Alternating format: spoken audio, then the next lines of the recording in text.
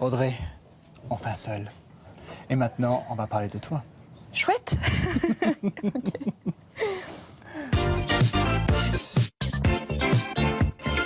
Eh oui, c'est même écrit. Maintenant, on va parler de toi. Alors, revenons sur tes débuts. Comment tu commences? Comment tu te lances dans ce business, le show business? J'étais à l'école, au cours Florent, et il y a eu une audition pour une émission de Canal+, qui s'appelait La séance au choix. Et la veille, j'avais vu La famille Tenenbaum, et donc j'ai décidé de composer un personnage très triste, vraiment sordide. J'avais pas très envie à l'époque de faire de la télévision, parce que j'y pensais pas, j'étais vraiment très très dans le théâtre. Et donc j'ai passé l'audition, et j'ai fait... Le cadreur m'a dit, c'est la chose la plus triste que j'ai vue en 20 ans de Canal+. J'ai dit, bon d'accord. Et puis c'était Dominique Farrugia qui était PDG à l'époque de Canal. Et donc ça lui a plu, il m'a rappelé pour faire d'autres essais. Ah, on a fait des gros bisous. Et du coup, voilà, ils m'ont avec Ariel Saraco, ils m'ont donc confié cette émission en direct qui s'appelait La séance au choix, qui est en direct tous les week-ends sur Canal+. Où tu proposais aux téléspectateurs de choisir voter, le film, en fait. ouais, voter pour leur film du dimanche soir. C'était un concept assez rigolo et un peu idiot, donc c'était assez bien. Et tu le faisais d'une façon très décalée, on va dire. Oui, puis en plus c'était super parce que c'était en direct, donc il y avait 5 fois dans la journée le samedi et 5 fois le dimanche. Donc à chaque fois, il fallait se préparer pour 1 minute 30 de direct. C'était très drôle, j'étais avec... Georges Gonner, qui était mon assistant réalisateur, et on jouait au Trivial Poursuite tout le samedi, tout le dimanche, dans les loges de Canal+. C'était assez fun. Je me souviens, le dimanche, tu donnais la main à Hervé Matou, justement, pour oui, l'équipe de dimanche. Et toi aussi, oui. d'ailleurs. Ouais. Et tu faisais toujours... Des blagues, Hervé Minou, Hervé Chaton et tout ça. Voilà. Oui. Il m'avait dit que personne ne lui avait fait ces blagues-là depuis qu'il était en CE1. Donc, voilà, et pourtant, donc j'ai ça nous commencé faisait comme rire ça. tous les dimanches. Écoute, non mais c'était super d'être en direct, ça m'a beaucoup appris sur le rapport au spectateur et tout ça, j'ai vraiment adoré. Puis j'avais beaucoup le trac aussi. Oh, ça c'est Canal+ décalé, avec un petit tigre qui s'appelle Rani, et qui appartient à Rémi Demante, donc c'est dans le Loiret, si vous avez envie d'aller jouer avec des bébés tigres.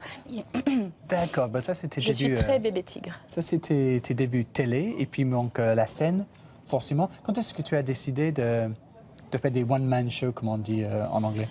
C'est justement Dominique Farrugia qui m'a dit qu'il faudrait que j'écrive et que j'écrive un spectacle. Donc je me suis dit, ah bon, vous êtes sûr? Il m'a dit, oui, vous êtes drôle. Et il t'a dit, vous êtes sûr?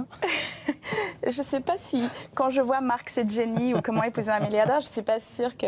Enfin, non, en tout cas, je suis très contente d'avoir découvert le one-man show parce que c'est une forme très populaire qui me permet de me confronter avec des publics que j'avais envie de rencontrer. Donc, c'est très agréable d'être seule sur scène aussi. Là, surtout, en ce moment, je fais 2 spectacles d'affilée, donc ça fait 3 heures toute seule sur scène. Et c'est très chouette. C'est un sacré challenge. Comment épouser un milliardaire? Effectivement, tu racontes toutes les astuces. Parce que c'est quand même du travail, chercher et trouver le bon milliardaire, n'est-ce pas? Ah oui, en tout cas, je sais que tu dis que footballeur, ce n'est pas un bon parti. Regardez. C'est là que j'ai commencé à fantasmer sur les PDG du CAC 40 et que je me suis décidée à en épouser un. Parce que finalement, footballeur, c'est juste quelqu'un qui vit de son travail. Zidane, c'est lui qui marque les buts. C'est pas un petit Chinois qui court à sa place. Alors que PDG, ça vit du travail des autres, des bénéfices, des dividendes, et puis c'est un métier honnête. Tu fais travailler des gens, c'est sympa, ça leur fait des petits sous. Et puis toi, derrière, tu fais ta marge. De toute façon, je réfléchis. Soit tu travailles pour eux, soit tu achètes leurs produits. Alors autant se marier avec. Bah oui, effectivement. Est-ce que ça a marché? Est-ce que tu suis tes propres conseils? Dans le spectacle, oui, j'épouse le 33e sur 7 milliards. Ce qui est quand même pas mal. Ce qui est pas mal, oui. Sauf que tu fais un truc dans un spectacle aussi qui est un peu sacrilège. Tu montres la robe de mariée, la veille de ton mariage. C'est vrai. Sacre bleu. On regarde ça. J'ai très envie de vous montrer ma robe. Comme ça, vous me dites ce que vous en pensez. Est-ce que vous pouvez mettre vos mains comme ça? Non, allez-y, faites-le. Allez. Attention, Marie, après que je me déshabille sur scène, je vais te perdre de réputation. Pas du tout dans la bonne société. Officiellement,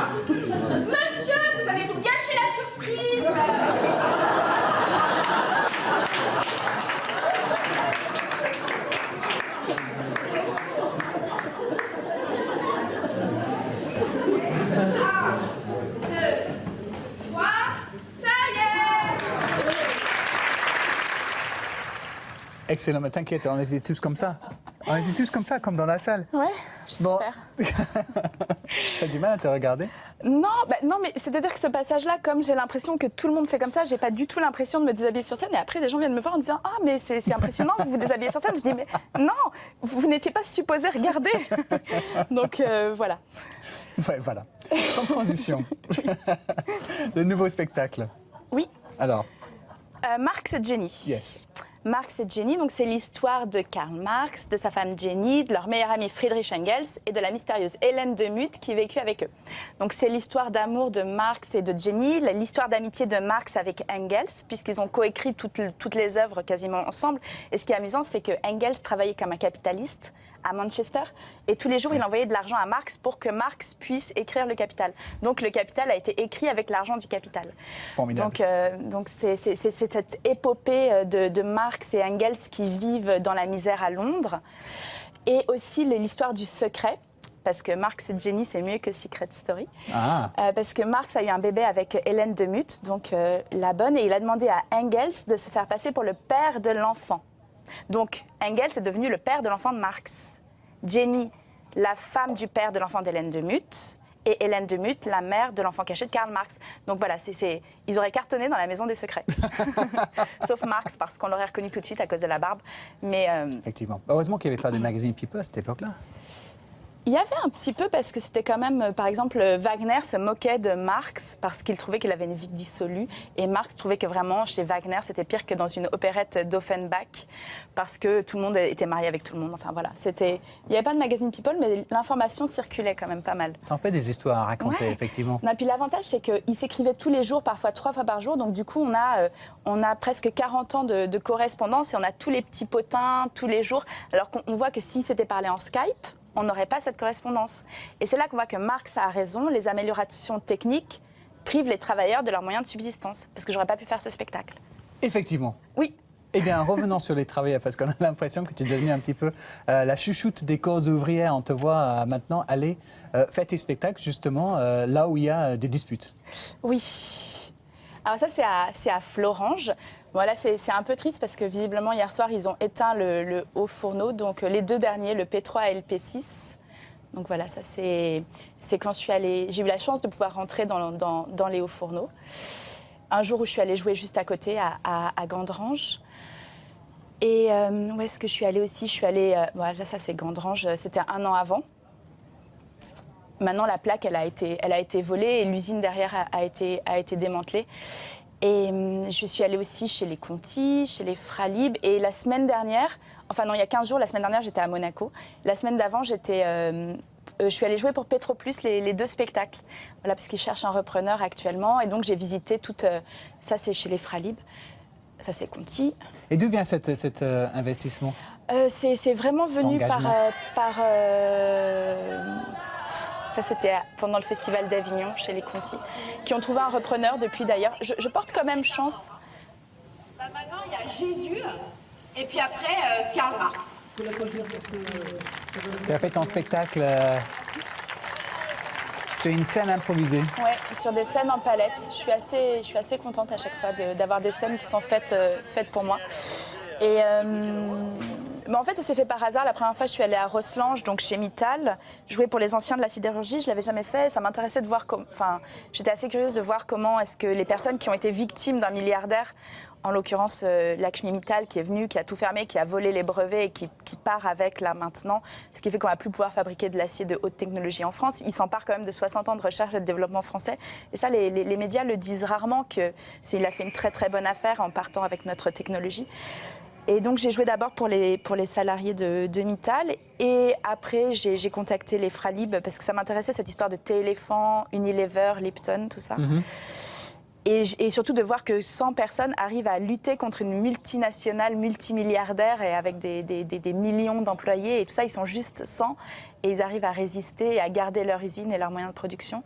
Et voilà, et ça s'est fait un peu de façon empirique. J'y suis allée 1 fois, 2 fois, puis ça s'est bien passé. Et je suis très étonnée de l'accueil dans des lieux comme ça, où ils sont vraiment les premiers touchés avant nous, finalement. Puisque nous, on a un peu des produits de la plus-value et de la marge.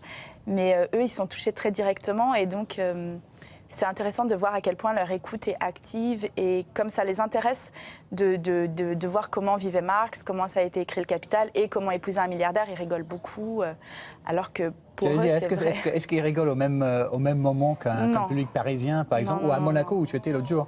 À Monaco, c'est très amusant parce que du coup, ils connaissent les milliardaires. Par exemple, à un moment donné, je montre un portrait de Li Ka-shing, qui est un Hongkongais qui possède Marionneau et qui est, je crois, l'année dernière, il était 9e, cette année, je crois qu'il est 5e sur 7 milliards. Et donc, j'ai montré le portrait de Li Ka-shing et partout, nulle part, personne ne reconnaît jamais Li Ka-shing. Et là, j'ai montré, et puis dans la salle à Monaco, quelqu'un... Li Ka-shing. Waouh, vous êtes vraiment fort ici. Et voilà, donc c'est pas vraiment pareil, parce qu'à Monaco, ils disent « Ah, c'est incroyable, c'est exactement ça ». Et puis après, ils viennent me voir en disant « Ah, je ne suis pas milliardaire, je ne suis que millionnaire ». Mais vraiment, j'ai beaucoup aimé. Et j'ai joué aussi à Uccle, juste à côté de Bruxelles, et dans la salle, il y avait un monsieur à qui j'ai donné comme conseil de devenir milliardaire. Et à la fin du spectacle, il vient me voir et il me dit « Ah, je ne suis pas milliardaire, je ne suis que millionnaire, mais je vis grâce à un milliardaire. » Je dis « Ah bon, vous faites quoi ?» Il me dit « J'ai inventé l'Argo Winch. » Ah oui. Et c'était Jean Van Hamme qui était dans la salle. Énorme. Oui, c'était drôle. Comme quoi, il y en a pour tout le monde. Mais oui, et dans puis ton spectacle. dans les usines, par contre, par exemple, quand je joue à Gandrange, il y a tout un passage sur Mittal. Et là, forcément, ça rigole pas du tout, quoi. Ouais, je peux comprendre. Nous allons essayer de rigoler entre maintenant et la fin de l'émission. Il reste encore un petit moment à retrouver sur le plateau Mariella et sa boîte magique.